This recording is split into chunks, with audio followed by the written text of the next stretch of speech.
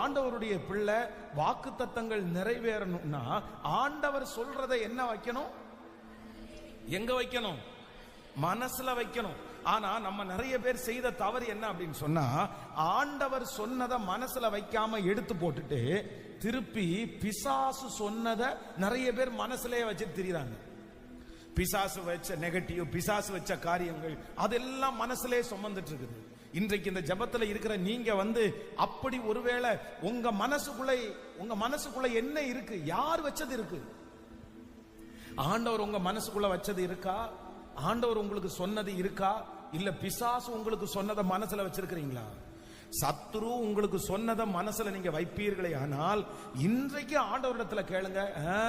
கிடையாது. எதை மனசுல வைக்கணும்னா, கர்த்தர் எனக்கு கொடுத்திருக்கிற வார்த்தை, கர்த்தர் எனக்கு கொடுத்திருக்கிற தரிசனம், அவர் எனக்கு சொன்னதை நிறைவேற்றுகிற வரை